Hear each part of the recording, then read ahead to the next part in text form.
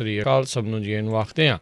ਸੋ ਤੇ ਪ੍ਰੋਗਰਾਮ ਦੇ ਵਿੱਚ ਆਪ ਸਭ ਦਾ ਨਿੱਘਾ ਸਵਾਗਤ ਹੈ। ਪ੍ਰੋਗਰਾਮ ਖਬਰ 'ਤੇ ਨਜ਼ਰ ਲੈ ਕੇ ਹਾਜ਼ਰ ਹੋ ਚੁੱਕੇ ਹਾਂ। ਅੱਜ 23 ਮਾਰਚ ਦਿਨ ਹੈਗਾ ਜੀ ਮੰਗਲਵਾਰ। ਆਪਣੇ ਨਾਲ ਇਸ ਟਾਈਮ ਜੁੜ ਚੁੱਕੇ ਨੇ ਮਲੋਟ ਸਟੂਡੀਓਜ਼ ਤੋਂ ਮਿੰਟੂ ਗੁਰਸਰੀਆ ਜੀ। ਮਿੰਟੂ ਜੀ ਨੂੰ ਸਵਾਗਤ ਹੈ। ਸਤਿ ਸ੍ਰੀ ਅਕਾਲ।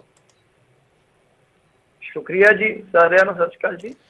ਸਾਡੇ ਅੱਜ ਦੇ ਪ੍ਰੋਗਰਾਮ ਖਬਰ 'ਤੇ ਨਜ਼ਰ ਉਸ ਨੂੰ ਸਪਾਂਸਰ ਕਰਦੇ ਨੇ ਖਾਲਸਾ ਇੰਸ਼ੋਰੈਂਸ ਏਜੰਸੀ ਵਾਲੇ, ਜਿਨ੍ਹਾਂ ਦੇ ਕੋਲੋਂ ਤੁਸੀਂ ਹਰ ਇੱਕ ਤਰੀਕੇ ਦੀ ਇੰਸ਼ੋਰੈਂਸ ਕਰਵਾ ਸਕਦੇ ਹੋ। ਇੰਸ਼ੋਰੈਂਸ ਬਾਰੇ ਪਤਾ ਕਰਨ ਲਈ ਕਾਲ ਕਰ ਸਕਦੇ ਹੋ ਨੰਬਰ 408 272 2500 ਦੇ ਉੱਤੇ। ਇਸ ਦੇ ਨਾਲ Krishan Dhanota Yuba City, Baljinder Singh Nijjar Woodland, Sucha Singh Jaskaran Singh, Gurpartap Singh Fresno, Paramjit Kaur Rangi Vacaville, Jarnail Singh Lynnwood Washington, Harjit Singh Surinder Kaur Aujla Daly City, GN tyre and lube ਵਾਲੇ, ਜਿਨ੍ਹਾਂ ਦੇ ਕੋਲੋਂ ਤੁਸੀਂ truck wash, oil change, air ਬ੍ਰੇਕਾਂ ਦਾ ਕੰਮ ਕਰਵਾ ਸਕਦੇ ਹੋ। ਨਵੇਂ ਪੁਰਾਣੇ ਟਾਇਰ ਵਾਜਿਬ ਕੀਮਤਾਂ 'ਤੇ ਖਰੀਦ ਸਕਦੇ ਹੋ। ਸੈਂਟਾਨੈਲਾ ਮੰਡੇਲਾ ਦੇ ਵਿੱਚ ਲੋਕੇਸ਼ਨ ਨੇ। ਕਾਲ ਕਰ ਸਕਦੇ ਹੋ Nima Sahota 209 277 0113 west coast truck driving school Fresno ਵਾਲੇ, ਜਿਹੜੇ ਕਿ ਤੁਹਾਨੂੰ ਟਰੱਕ ਦਾ ਲਾਇਸੈਂਸ ਵਧੀਆ ਸਿਖਲਾਈ ਦੇ ਕੇ ਘੱਟ ਸਮੇਂ ਦੇ ਵਿੱਚ ਲੈਣ 'ਚ ਸਹਾਇਤਾ ਕਰਦੇ ਨੇ। ਕਾਲ ਅਜੀਤ ਅਟਵਾਲ 559 374 4541। ਜੈਂਡਰ ਮਾਰਗੇਜ ਅਤੇ ਰੀਅਲ estate ਵਾਲੇ, ਘਰ ਖਰੀਦਣ ਵੇਚਣ ਦੀਆਂ ਸੇਵਾਵਾਂ ਦੇ ਨਾਲ home loans, commercial loans, agriculture loans, refinance ਦੇ ਲਈ ਕਾਲ ਕਰੋ ਮੋਹਨ ਚੀਮਾ ਹੁਣਾਂ ਨੂੰ 559 905 25 75 5599052575। ਅਤੇ ਇਮੀਗ੍ਰੇਸ਼ਨ ਦਾ ਹੋਵੇ ਕਿਸੇ ਵੀ ਤਰੀਕੇ ਦਾ ਕੰਮ, ਅਤੇ ਇਮੀਗ੍ਰੇਸ਼ਨ ਦੇ ਅਟਰਨੀ ਜੇ ਟੇਡਕੀਆਣਾ ਹੁਣਾਂ ਦੇ ਨਾਲ ਸੰਪਰਕ ਕਰੋ 415 909 0503 415909 0503।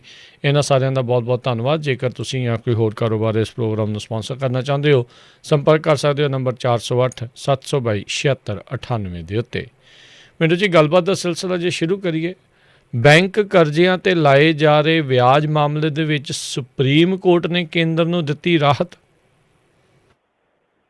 ਹਾਂਜੀ ਰਾਜਕਰਮਵੀਰ ਸਿੰਘ ਜੀ, ਤੁਹਾਡੀ ਆਵਾਜ਼ ਦੇ ਵਿੱਚ ਨਾ ਬੜੀ ਡਿਸਟਰਬਿੰਗ ਹੈ, ਜੇ ਠੀਕ ਕਰ ਸਕਦੇ ਹਾਂ ਤਾਂ ਬੜੀ ਮਿਹਰਬਾਨੀ। ਜੀ ਮਿੰਟੂ ਜੀ, ਮੈਂ ਉਸ ਨੂੰ ਜਿਹੜਾ ਜੀ ਉਹ ਠੀਕ ਕਰਦਾ ਹਾਂ ਜੀ। ਇੱਦਾਂ ਹੀ ਜੁੜੇ ਰਹੋ।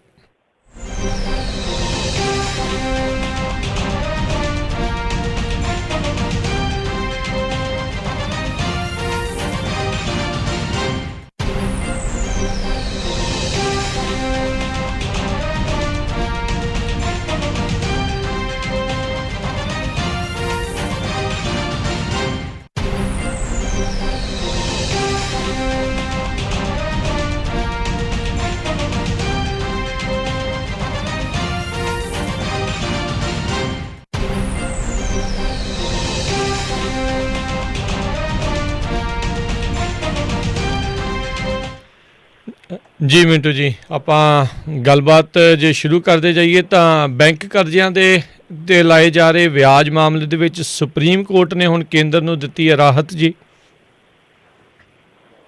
ਹਾਂਜੀ ਦੇਖੋ, ਸੁਪਰੀਮ ਕੋਰਟ ਨੇ ਕਹਿ ਲਓ ਕਿ ਰਾਹਤ ਦਿੱਤੀ ਆ, ਥੋੜੀ ਜਿਹੀ ਰਾਹਤ ਜਨਤਾ ਨੂੰ ਦਿੱਤੀ ਆ, ਪਰ ਬਹੁਤੀ ਰਾਹਤ ਜੇ ਕਹਿ ਲਓ ਤਾਂ ਸਰਕਾਰ ਨੂੰ ਦਿੱਤੀ ਹੈ ਜਾਂ ਬੈਂਕਾਂ ਨੂੰ ਦਿੱਤੀ ਆ।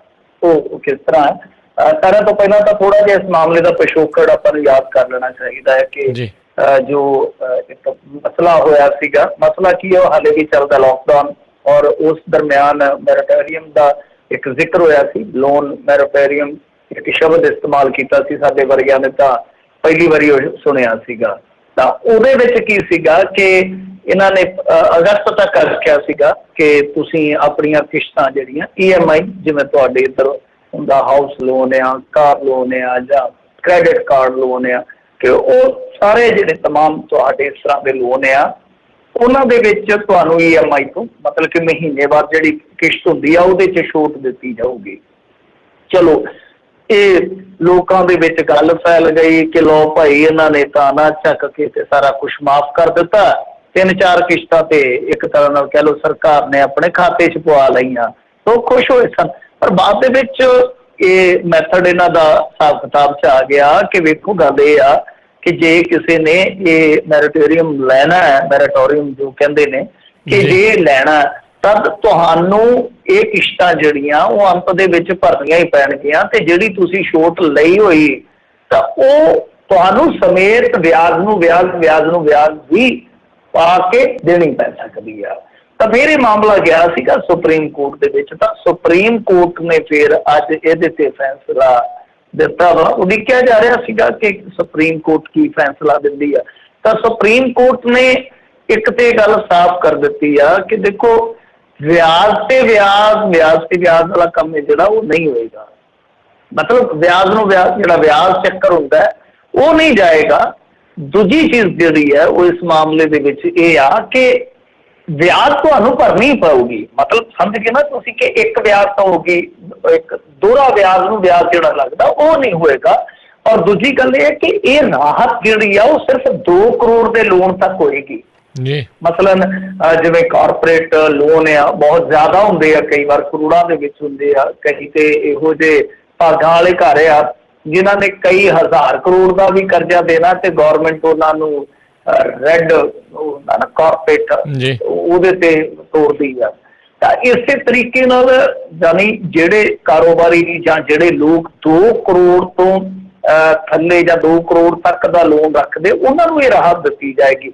ਇੱਕ ਚੀਜ਼ ਹੋਰ ਸਰਕਾਰ ਨੇ ਕਹਿ ਦਿੱਤੀ ਕਿ ਦੇਖੋ ਸਰਕਾਰ ਨੂੰ ਕਹਿ ਦਿੱਤੀ ਗਈ ਸੁਪਰੀਮ ਕੋਰਟ ਵੱਲੋਂ ਕਿ ਵੇਖੋ ਅਸੀਂ ਇਹਨਾਂ ਨੂੰ ਇਹ ਨਹੀਂ ਕਹਿ ਸਕਦੇ ਕਿ ਤੁਸੀਂ ਕਿਸ ਤਰ੍ਹਾਂ ਦੀ ਪਾਲਿਸੀ ਬਣਾਉਣੀ ਆਰਥਿਕ ਮਸਲਾ ਤੇ, ਮਤਲਬ ਕਿ ਤੁਹਾਡੇ ਆਪਣੇ ਮਸਾਇਲ ਨੇ ਤੁਸੀਂ ਦੇਖਣਾ, ਕਿਉਂਕਿ ਸਰਕਾਰ ਵੀ ਕਰੋਨਾ ਦੇ ਵਿੱਚ ਬਹੁਤ ਝਟਕਾ ਖਾ ਕੇ ਹਟੀ ਆ। ਤਾਂ ਅਸੀਂ ਇਹਨਾਂ ਨੂੰ ਕੋਈ ਇਹ ਹੁਕਮ ਨਹੀਂ ਦੇ ਸਕਦੇ ਕਿ ਤੁਸੀਂ ਇਉਂ ਨਹੀਂ ਇਉਂ ਕਰੋ। ਸੋ ਇਹ ਚੀਜ਼ ਸਪਸ਼ਟ ਆ ਕਿ ਸਰਕਾਰ ਨੂੰ ਵੀ ਰਾਹਤ ਦਿੱਤੀ ਗਈ ਆ।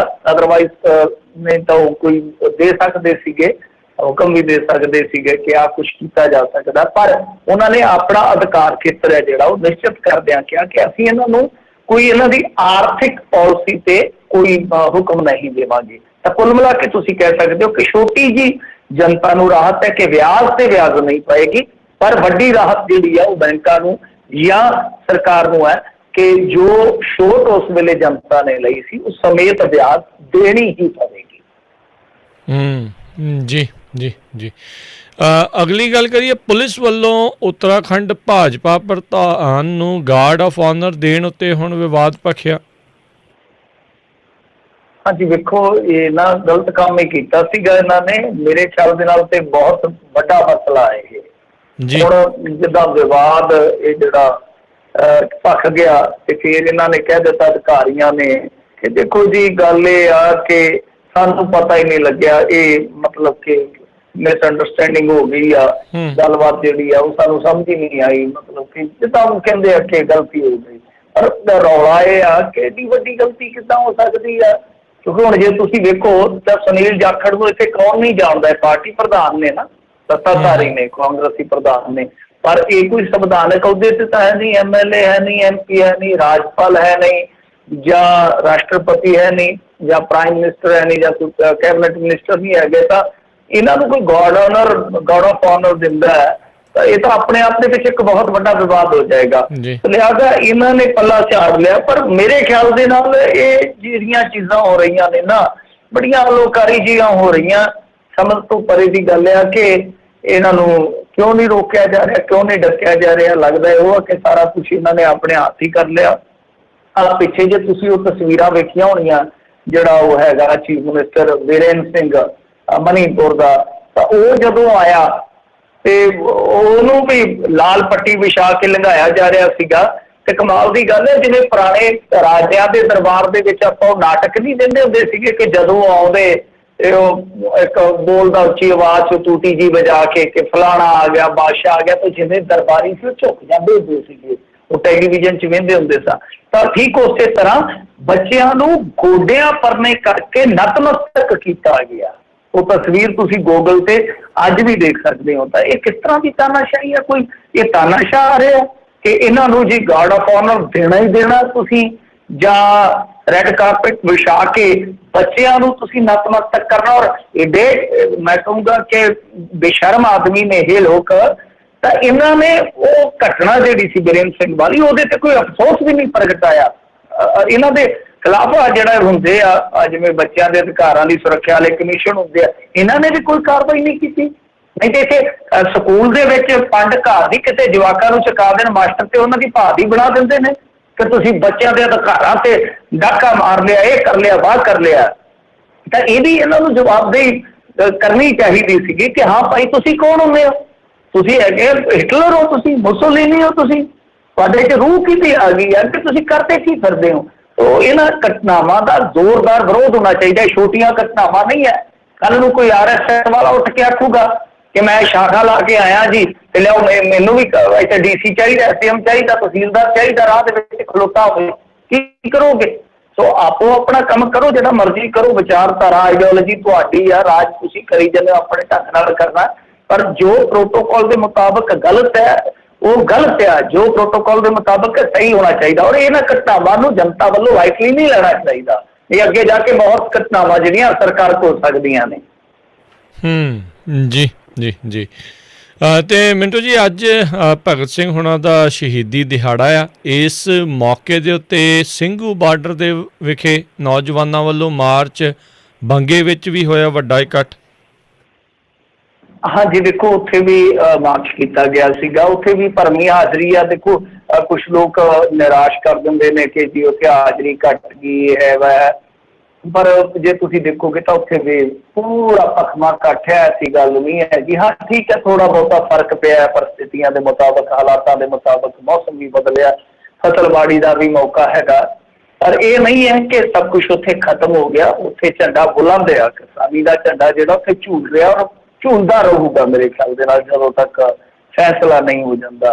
तो दूजी चीज़ जिहड़ी है कि बंगे वाले या इकट्ठ बाबत आपां जे देखीए तो वधिया पहल कदमी सीगी आयोजकां ने, एक तरह नाल कह लो कि नौजवानों नूं एक थां ते लिआंदा, एक प्लेटफॉर्म ते इकट्ठे किया गया। नौजवान ही नहीं, बीबियां भी अच्छी खासी तादाद सीगी, ऐसी गल नहीं है कि इकल्ले नौजवान सीगे, दूसरे किसान भी सीगे, मैच्योर उम्र वाले किसान भी सीगे, लीडरशिप भी सीगी, जिहदे विच आपां कह सकदे बजुर्ग लीडर, जिन्हां बारे कहा जा रहा सीगा कि नौजवानों ते बजुर्गों के दरमियान बहुत डूंगी खाई जिहड़ी आ वो पै गई आ, फाटक पै गया वा। ऐसा कुछ नहीं है, नौजवान जिहड़े आ वो आ रहे आ। मैं तुहानूं अबोहर वाले इकट्ठ नूं वेख के भी यही कहा सीगा कि जदों जमीनी पद्धर ते तुसीं जांदे हो तो लोग जोश नाल लबरेज नज़र आउंदे आ और कल्ली कल्ली गल नूं ध्यान दे नाल सुणदे आ। हालांकि ਜਿਹੜੀਆਂ ਉੱਥੇ ਤਕਰੀਰਾਂ मैं 3 साढ़े 3 ਵਜੇ तक सुन सकिया, ਉਹਨਾਂ ਦੇ ਵਿੱਚ ਰਾਜੇਵਾਲ ਦੀ ਤਕਰੀਰ ਸੀਗੀ, ਕੁਝ ਹੋਰ ਕਿਸਾਨ ਆਗੂ ਬੋਲ ਰਹੇ ਸਨ, ਕੁਝ ਹੋਰ ਬੁੱਧੀਜੀਵੀ ਬੋਲ ਰਹੇ ਸੀਗੇ। अब मन्नियो कुहार ਦੀ बहुत ਜ਼ਬਰਦਸਤ ਸਪੀਚ ਸੀਗੀ। मैं कहना कि वो नौजवान ਉਹਦੇ ਤੋਂ ਸਿੱਖਣਾ ਚਾਹੀਦਾ ਸਾਡੇ ਲੀਡਰਾਂ ਨੂੰ। ਉਹਦੀ ਸਪੀਚ ਜਿਹੜੀ, ਹਾਲਾਂਕਿ ਉਹ ਪੰਜਾਬੀ नहीं बोलता, हिंदी च स्पीच करता, हरियाणवी शोरा आ, पर जिस तरीके की उसकी इतिहास की जानकारी है, जिस तरीके का उसका भाषण डिलीवर करने का ढंग आ, जिस तरीके का उसका जोश आ, वो साडे लीडरां नूं जां साडे नौजवानां नूं जां जिहड़े नौजवान लीडरी च पैर धरदे पे उन्हां नूं जरूर सीखना चाहिए। उहदे कोल बेहतरीन सुमेल है इन्हां चीज़ां दा। ये बहुत जरूरी हो जाता कि 5-10 मिनट की स्पीच दे विच तुसीं इनफॉर्मेशन भी कन्वे करो, तुसीं जोश भी भर जाओ, तुसीं कोई इतिहास तो मिसाल भी दे जाओ जिहड़ी कि प्रेरणा स्रोत का काम करे। तो इहो जे मेरे ख्याल के नाल सानू लीडर जिहड़े आ, वैसे तो साडे कोल हैगे आ, सानू इहो ਜਿਹੇ लीडर होर भी पैदा करने की जरूरत आ। ते राजेवाल ने एक गल कही आ, वो मैं जरूर उत्थे कोट करूँगा। उन्होंने आख्या कि ये ना किसी कामरेड का अंदोलन है, ना किसी धार्मिक यानी बंदे का या धर्म का अंदोलन है, ये किसानी का अंदोलन है, साझा अंदोलन है। और कामरेडा ने भी ये कोई कामरेडी नहीं घोली, असीं उन्हां दा धन्नवाद करते हैं, धोती नहीं उन्होंने कोई कामरेडी, मतलब कि इस तरह की स्पीच सी, रलवी मिलवी स्पीच सीगी। कुछ बिलों बारे उन्होंने गल्लां कीतियां, कुछ होर जानकारियां जिहड़ियां मुहैया करवाइयां, तो अच्छी कह लो कि चंगी गल सी। बब्बू मान आया सीगा, बब्बू मान ते मुख करता धरता आ, उहने ते एक तरह नाल ऐद कीता वा कि असीं नौजवानां नूं पूरे जोश दे नाल जोड़ांगे। वधिया उपराला सी मैं कह सकदा, पर हाँ कुछ चीज़ां ठीक करनियां पैणगीआं। तुहानूं नौजवानां नूं वध तों वध जानकारी देवो, नौजवानों दे विच जो शंके संशय दूर करो, जिन्ने भी होर इस तरह के ग्रुपिज्म वाला काम जिहा होया पिया सारा मिल के एक थां ते यानी एक निशाने ते तुसीं सारी नौजवानी नूं पताओ, तो बहुत वधिया गल आ। हालांकि मैं समझदा कि ये शक्ति प्रदर्शन नहीं करने चाहिए, इन्हां नूं ये सोच के जे अगे वधाया जाए कि ਉਹਦੇ मगर उत्थे चल गए नौजवान, ਉਹਦੇ मगर उत्थे चल गए, मेरे मगर इन्ने आ गए, मैं दिखावां कि मेरे मगर भी नौजवान। ऐसा नहीं है।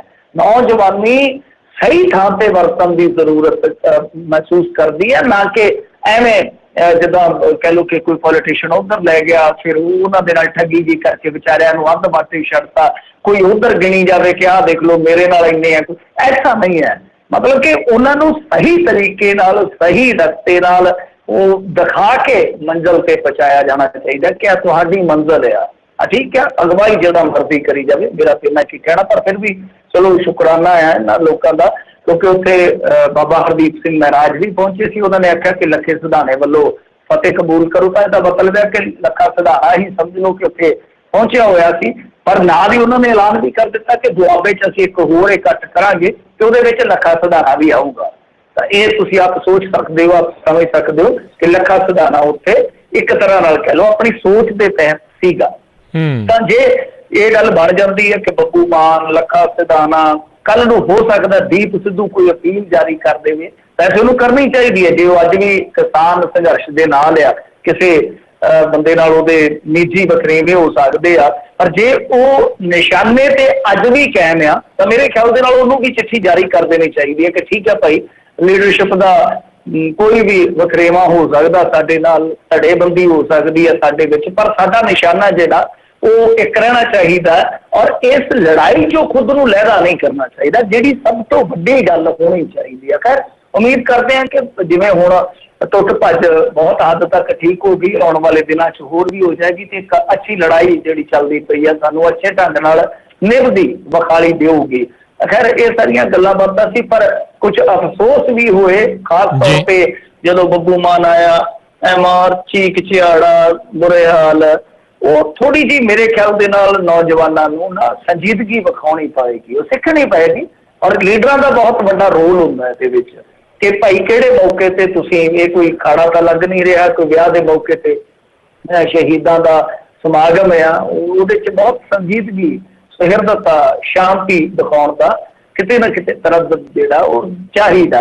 ਦੂਜੇ ਪਾਸੇ ਜਦ ਬੱਬੂ ਮਾਨ ਚੱਲ ਗਿਆ, ਉਦੋਂ ਕਹਿੰਦੇ ਆ ਕਿ ਪੰਡਾਲ ਸਾਰਾ ਹੀ ਖਿਲਰ ਗਿਆ, ਮਤਲਬ ਕਿ ਭੱਜ ਭੱਗੇ ਨੌਜਵਾਨ ਜਿਵੇਂ ਹੁੰਦੀ ਆਦਤ ਕਿ ਉੱਧਰ ਨੂੰ ਨਿਕਲ ਗਿਆ, ਕੋਈ ਉੱਧਰ ਨੂੰ ਨਿਕਲ ਗਿਆ। ਤਾਂ ਗੁੱਸੇ ਦੇ ਵਿੱਚ ਕੁਝ ਕਿਸਾਨ ਆਗੂਆਂ ਨੇ ਅਪੀਲ ਵੀ ਕੀਤੀ ਕਿ ਜਿਹਨੇ ਬਿੱਲਾਂ ਦੀ ਵਿਰੋਧਤਾ ਕਰਨੀ ਹੈ, ਮੁਖਾਲਫਤ ਕਰਨੀ, ਜੋ ਚਾਹੁੰਦਾ ਕਿ ਰੱਦ ਹੋਣ ਉਹ ਬਹਿ ਜਾਏ, ਅਦਰਵਾਈਜ਼ ਜਿਹਨੇ ਜਾਣਾ ਫਿਰ ਚਲਾ ਜਾਵੇ।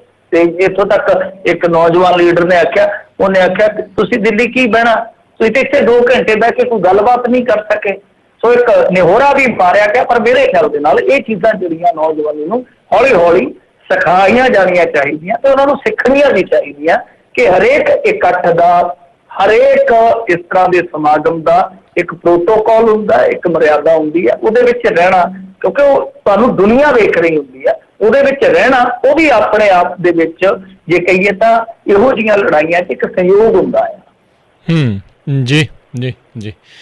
ਅਗਲੀ ਮਿੰਟੂ ਜੀ ਆਪਾਂ ਗੱਲ ਕਰੀਏ ਵਿਧਾਨ ਸਭਾ ਚੋਣਾਂ ਤੋਂ ਪਹਿਲਾਂ ਕੈਪਟਨ ਦਾ ਐਲਾਨ, ਕਾਂਗਰਸੀ ਵੀ ਹੈਰਾਨ ਪਰੇਸ਼ਾਨ। ਹੈਰਾਨ ਪਰੇਸ਼ਾਨ, ਬਿਲਕੁਲ ਕਾਂਗਰਸੀ ਹੈਰਾਨ ਪਰੇਸ਼ਾਨ ਇਸ ਕਰਕੇ ਕਿਉਂਕਿ ਕੁਛ ਦੇ ਮਿੱਧੇ ਗਏ ਅਰਮਾਨ, ਕੁਛ ਆਪਾਂ ਵੀ ਨਾਲ ਤੁਕਬੰਦੀ ਕਰ ਦਿੰਦੇ ਹਾਂ, ਕਿਉਂਕਿ ਸਾਫ਼ ਕਰ ਦਿੱਤਾ। ਵੈਸੇ ਤਾਂ ਕੈਪਟਨ ਅਮਰਿੰਦਰ ਸਿੰਘ ਨੇ ਪਹਿਲਾਂ ਹੀ ਸਾਫ਼ ਕਰ ਦਿੱਤਾ ਸੀਗਾ, ਅੱਜ ਤੋਂ 2 ਸਾਲ ਪਹਿਲਾਂ, 2-2.5 ਸਾਲ ਪਹਿਲੇ ਉਹਨੇ ਕਹਿ ਦਿੱਤਾ ਸੀਗਾ, ਯਾਦ ਹੋਣਾ ਤੁਹਾਨੂੰ, ਕਿ ਮੈਂ ਦੂਜੀ ਪਾਰੀ ਵੀ ਖੇਡੂੰਗਾ, ਸੈਕਿੰਡ ਇਨਿੰਗ ਵੀ ਖੇਡੂੰਗਾ। ਤੇ ਲੋਕ ਕਹਿੰਦੇ ਸੀਗੇ ਕਿ ਠੀਕ ਹੈ ਭਾਈ, ਜਦੋਂ ਰਿਟਾਇਰਮੈਂਟ ਵੀ ਤੁਹਾਡੇ ਹੱਥ 'ਚ ਆ, ਸੰਨਿਆਸ ਵੀ ਤੁਹਾਡੇ ਹੱਥ 'ਚ ਆ, ਰਿਟਾਇਰ ਹਟ ਹੋਣਾ ਉਹ ਵੀ ਤੁਹਾਡੇ ਹੱਥ 'ਚ ਆ, ਬੱਲੇਬਾਜ਼ੀ ਵੀ ਤੁਹਾਡੇ ਹੱਥ 'ਚ ਆ, ਜੋ ਜਿੰਨੀਆਂ ਮਰਜ਼ੀ ਪਾਰੀਆਂ ਖੇਡੀ ਚਲੋ। ਤਾਂ ਅੱਜ ਇਹਨਾਂ ਨੇ ਸਪਸ਼ਟ ਕਰ ਦਿੱਤਾ ਇੱਕ ਵਾਰੀ ਫੇਰ, ਉਹ ਕਹਿੰਦੇ ਆ ਕਿ ਭਾਈ ਮੈਂ ਉਦੋਂ ਤੱਕ ਰਾਜਨੀਤੀ ਦੇ ਵਿੱਚ ਰਹਾਂਗਾ ਜਦੋਂ ਤੱਕ ਪੰਜਾਬ ਠੀਕ ਨਹੀਂ ਹੁੰਦਾ। ਤਾਂ ਪੰਜਾਬ ਕਦੋਂ ਠੀਕ ਹੋਏਗਾ ਇਹ ਜ਼ਰੂਰ ਤਰੀਕ ਦੱਸ ਦੇਣੀ ਚਾਹੀਦੀ। ਅਸੀਂ ਇੰਤਜ਼ਾਰ ਕਰ ਲਈਏ ਨਾ, ਕਿਉਂਕਿ ਉਹ 80 ਵਰ੍ਹਿਆਂ ਦੇ ਹੋ ਗਏ ਆ, ਚਲੋ ਉਮਰ ਦਰਾਜ਼ ਹੋਣ ਮੇਰੀ ਦੁਆ ਆ, ਪਰ ਅਸੀਂ ਹੋ ਸਕਦਾ ਉਹਨੇ ਚਿਰ ਨੂੰ ਨਿਭ ਜਾਈਏ ਜਿੰਨਾ ਚਿਰ ਨੂੰ ਪੰਜਾਬ ਠੀਕ ਹੋਣਾ। ਤਾਂ ਘੱਟੋ ਘੱਟ ਸਾਡੇ ਦਿਲ ਨੂੰ ਧਰਵਾਸਾ ਤੇ ਹੋ ਜਾਵੇ ਕਿ ਹਾਂ ਭਾਈ ਇੰਨੇ ਕੁ ਚਿਰ ਤੱਕ ਠੀਕ ਹੋ ਜਾਏਗਾ। ਜੇ ਅਸੀਂ ਨਾ ਵੀ ਰਹੇ ਤਾਂ ਬਾਅਦ ਦੇ ਵਿੱਚ ਪੰਜਾਬ ਇਸੇ ਤਰ੍ਹਾਂ ਠੀਕ ਠਾਕ ਹਾਲਤ ਦੇ ਵਿੱਚ ਸਾਡੀਆਂ ਆਉਣ ਵਾਲੀਆਂ ਨਸਲਾਂ ਨੂੰ ਮਿਲੇਗਾ। ਪਰ ਉਹ ਕੋਈ ਤਰੀਕ ਨਹੀਂ ਦੱਸਦਾ, ਇਹੀ ਦੱਸਦਾ ਕਿ ਮੈਂ ਰਾਜਨੀਤੀ ਕਰਾਂਗਾ। ਤਾਂ ਇਹਨਾਂ ਨੇ ਜੋ ਗੱਲਾਂ ਕਹੀਆਂ ਮੈਂ ਸੰਖੇਪ ਦੇ ਵਿੱਚ ਤੁਹਾਨੂੰ ਦੱਸ ਦੇਣਾ। ਉਹ ਕਹਿੰਦੇ ਆ ਕਿ ਮੈਂ 2 ਵਾਰ ਸੰਸਦ ਤੋਂ ਅਸਤੀਫਾ ਦਿੱਤਾ। ਆਹ ਵੇਖੋ, ਇੱਕ ਤੇ ਨਾ ਆਹ ਬੜੀ ਗੱਲ ਕਹਿੰਦੇ ਮੈਂ 2 ਵਾਰੀ ਅਸਤੀਫਾ ਦਿੱਤਾ।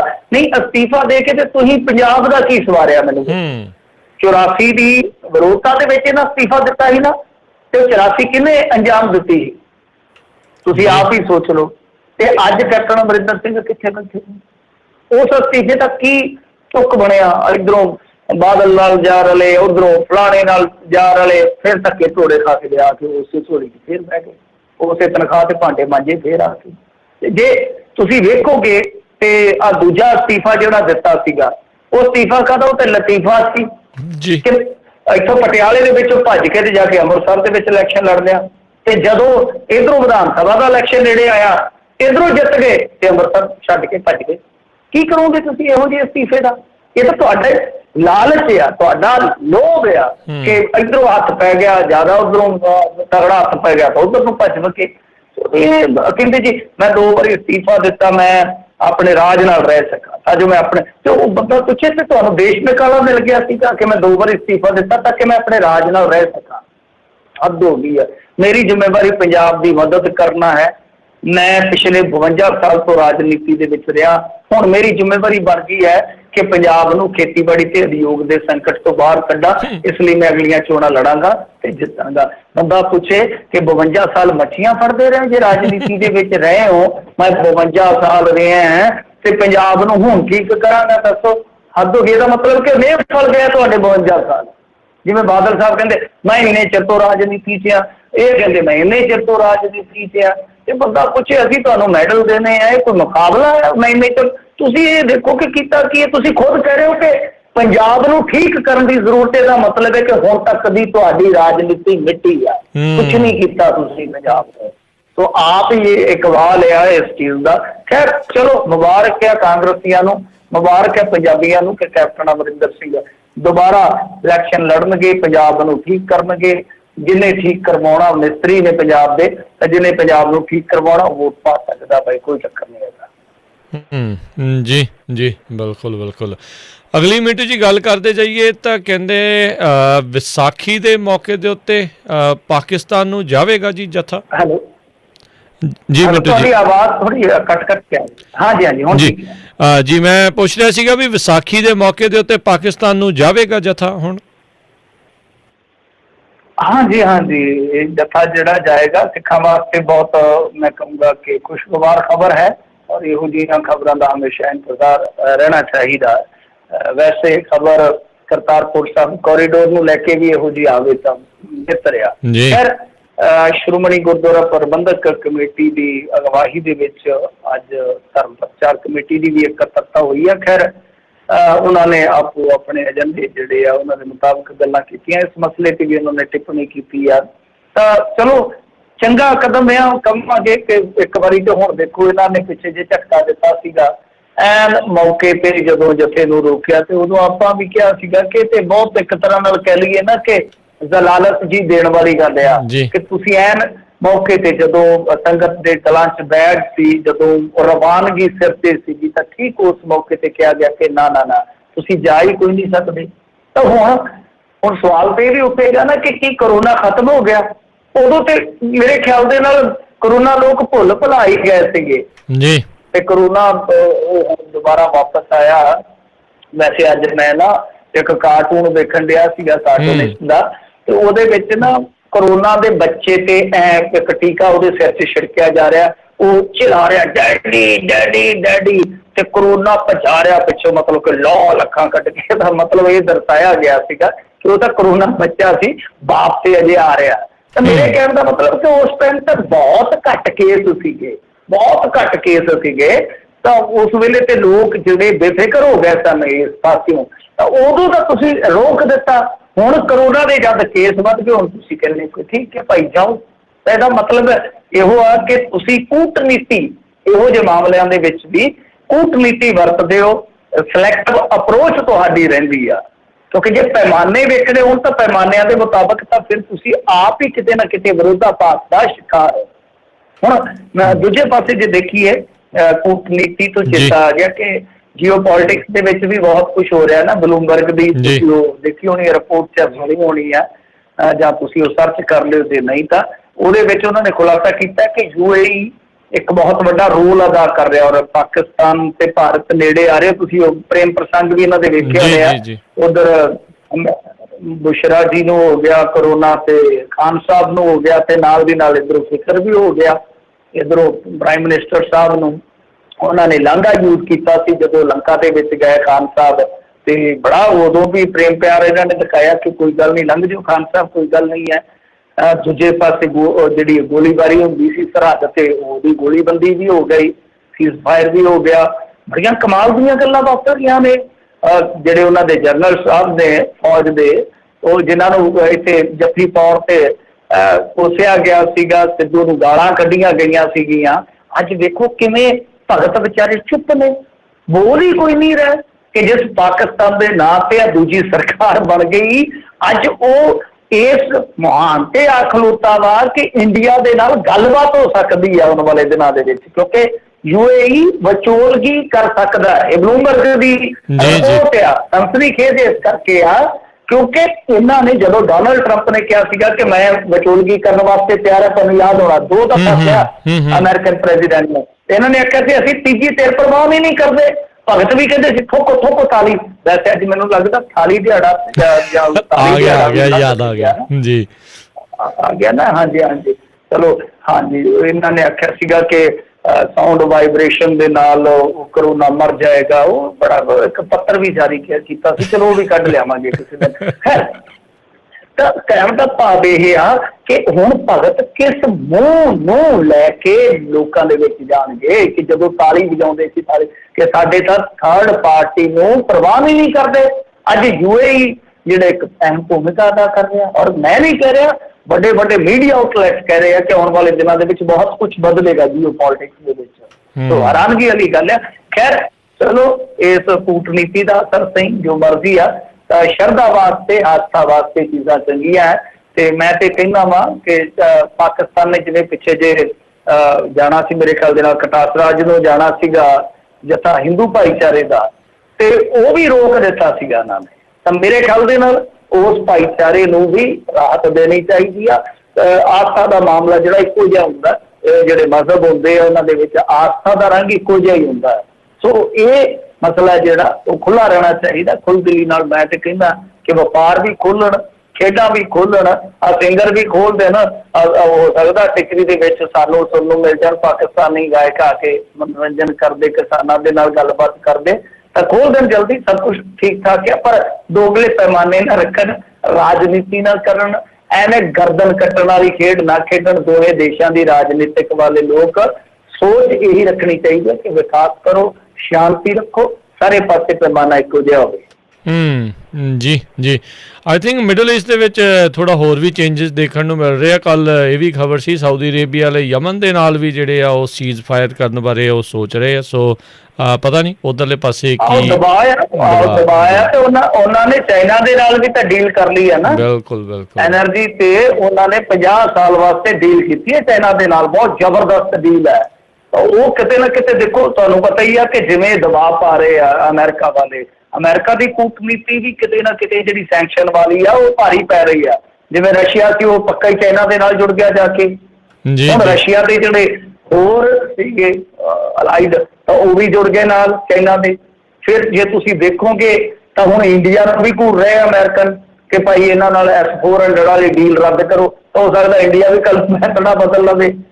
ਮਿਆਂਮਾਰ ਦਾ ਮਸਲਾ, ਇਹਦੇ ਤੇ ਵੀ ਕਿਤੇ ਨਾ ਕਿਤੇ ਮੇਰੇ ਖਿਆਲ ਦੇ ਨਾਲ ਗਾਂ ਗਰੁੱਪ ਬਾਜ਼ੀ ਹੋ ਜਾਣੀ। ਸਾਊਦੀ ਅਰਬ ਨੂੰ ਜਦੋਂ ਦਬਾਇਆ ਉਹਨਾਂ ਨੇ ਨਾਲ ਦੇ ਨਾਲ ਡੀਲ ਕਰ ਲਈ। ਉਹ ਮੈਸੇਜ ਹੈ ਅਮਰੀਕਾ ਨੂੰ ਕਿ ਅਸੀਂ ਭਾਈ ਉਸ ਗਰੁੱਪ ਨੂੰ ਫਿਰ ਹੌਲੀ ਹੌਲੀ ਉਲਾਰ ਕਰ ਲਵਾਂਗੇ। ਤਾਂ ਕਹਿਣ ਦਾ ਮਤਲਬ ਕਿ ਬਦਲੇਗਾ ਬਹੁਤ ਕੁਛ। ਮਿਡਲ ਈਸਟ ਦੇ ਵਿੱਚ ਤਾਂ ਬਹੁਤ ਬਦਲਾਅ ਤਗੜਾ ਆਏਗਾ। ਤੁਸੀਂ ਆਉਣ ਵਾਲੇ ਸਮੇਂ 'ਚ ਦੇਖਿਓ ਕਿ ਇਕੋਨਮੀ ਦਾ ਵੀ ਬਦਲਾਅ ਬਹੁਤ ਜ਼ਬਰਦਸਤ ਆਏਗਾ। ਤੇਲ ਮੁੱਕੇਗਾ ਹੋਰ 1 ਡੈਕੇਡ 2 ਡੈਕੇਡ 3 ਡੈਕੇਡ ਦੇ ਬਾਅਦ, ਤਾਂ ਬਹੁਤ ਕੁਛ ਬਦਲ ਜਾਏਗਾ ਮਿਡਲ ਈਸਟ ਦੇ ਵਿੱਚ ਤਾਂ ਖਾਸ ਤੌਰ ਤੇ।